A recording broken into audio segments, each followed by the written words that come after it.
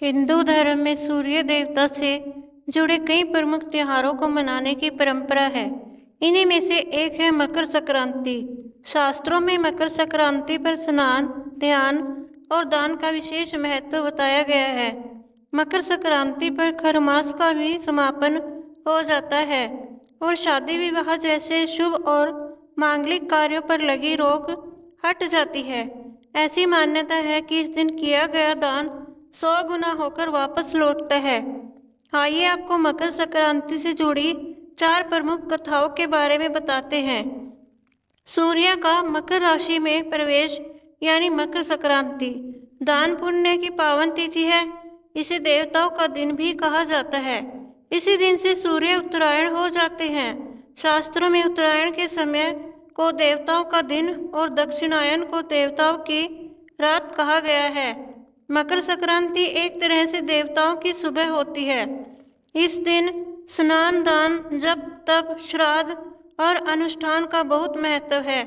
पौराणिक कथा कहती है कि ये तिथि उत्तरायण की तिथि होती है। महाभारत काल में भीष्म पितामह ने अपनी देह त्यागने के लिए मकर संक्रांति का ही चयन किया था। जब वे बाणों की शैया पर लेटे हुए थे तब वे उत्तरायण के दिन की प्रतीक्षा कर रहे थे।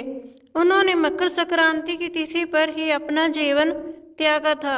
ऐसा कहते हैं कि उत्तरायण में देह त्यागने वाली आत्माएं कुछ पल के लिए देवलोक चली जाती हैं या फिर उन्हें पुनर्जन्म के चक्कर से छुटकारा मिल जाता है।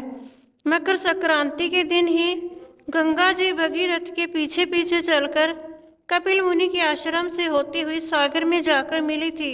महाराज भगीरथ ने इस दिन अपने पूर्वजों के लिए तर्पण किया था। इसलिए मकर संक्रांति पर पश्चिम बंगाल के गंगा सागर में मेला भी लगता है। मकर संक्रांति का त्यौहार इसलिए भी महत्वपूर्ण है क्योंकि इस दिन पिता सूर्य अपने पुत्र शनि की राशि मकर में पूरे 1 महीने के लिए आते हैं। इस त्योहार को पूरे देश में अलग अलग नामों से जानते हैं। इसे माघ संक्रांति कहते हैं, उत्तर भारत में है, पर मकर संक्रांति तो गुजरात में उत्तरायण के नाम से जाना जाता है। संक्रांति का त्यौहार 14 जनवरी को मनाया जाता है। इस दिन हम ये दान कर सकते हैं। गुड़ का दान। मकर संक्रांति पर गुड़ का दान अवश्य करना चाहिए। गुड़ का दान करने से गुरु, शुक्र और शनि तीनों ग्रहों की कृपा बरसती है। नमक का दान। शास्त्रों के अनुसार मकर संक्रांति पर नमक के दान से नकारात्मक ऊर्जा का नाश होता है, इसलिए इस दिन नमक का दान करना चाहिए। ऊनी वस्त्रों का दान। जातक की कुंडली से शनि और राहु के दोष को मिटाने के लिए मकर संक्रांति के दिन किसी गरीब और जरूरतमंद को ऊनी वस्त्रों का दान करना चाहिए। देशी घी से बने व्यंजनों का दान। घी का संबंध गुरु और सूर्य से माना जाता है, इसलिए मकर संक्रांति पर अपना भाग्य चमकाने के लिए देशी घी से बने व्यंजनों का दान करना चाहिए। तेल का दान। मकर संक्रांति के दिन शनि देव के मंदिर में तेल चढ़ाना बहुत ही शुभ होता है।